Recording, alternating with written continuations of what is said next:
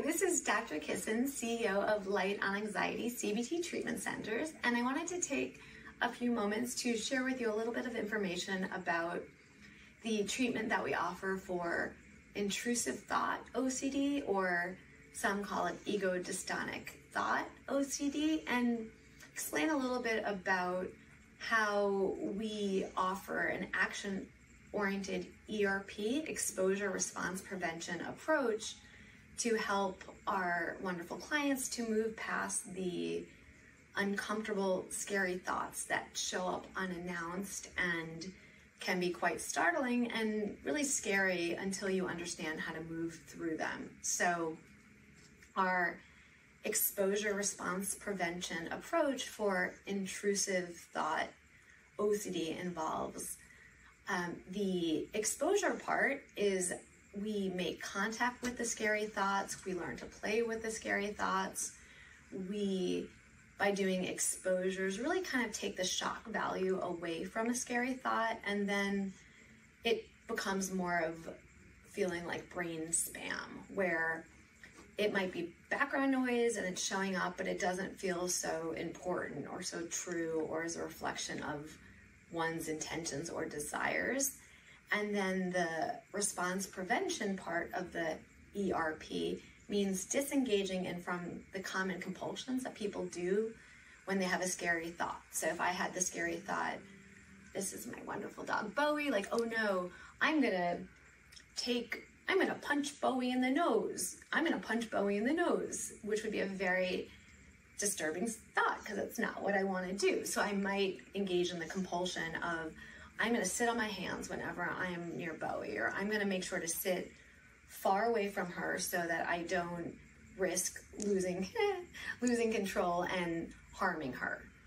So just to provide a couple of examples of what exposure response prevention ERP could be like coming into session, and it's always customized and it's always going to be based on, for each client, helping them move through and past their core fears. So there's not a cookie cutter. If you just do these 10 exposures, you will move past your OCD. We really take the time to figure out what is the most efficient, effective way to make contact with the fears and teach your brain it's a false alarm. And so part of the work is getting really creative about the exposures, but building off of the example that I was just referring to. So say I had the core fear,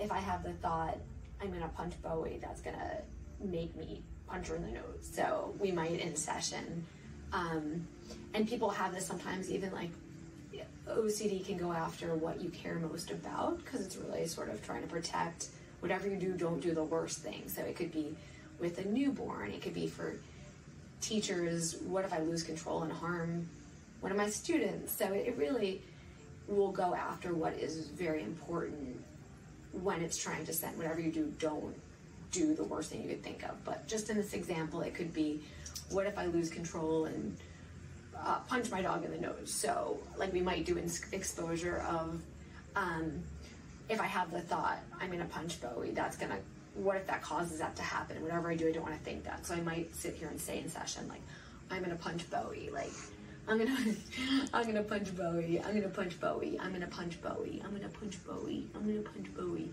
And the question is saying that out loud, is that causing the behavior?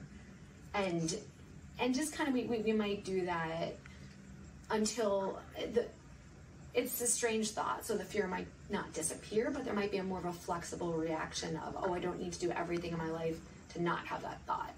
And we'll move up a hierarchy. So then there might be a thought, what if I lose control? What if I stab Bowie? So it might be like, I'm gonna avoid all scissors. I'm gonna make sure I don't have any, if I'm in the kitchen with my children or with my dog, I'm gonna make sure I don't use any scissors or any knives at all. And then it gets really hard to live life if you're locking up your knives and you're making sure that you don't use anything sharp. Your world is gonna get smaller.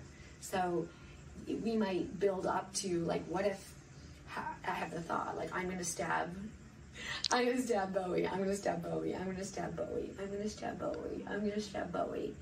And it's gonna start out feeling really scary because the brain might send the signal, but having that thought is going to cause the behavior. And the only way to really prove that behaviors occur in a more complex fashion, but it's not, scary thoughts aren't what cause the scary behavior, is really playing with them. So those are just 2 examples. We have a lot of other resources, exercises below on the website that will give you some examples of how we get creative in this work. And it can be quite, once you get going, you could get a lot of relief pretty quickly. So there's a lot to be hopeful about.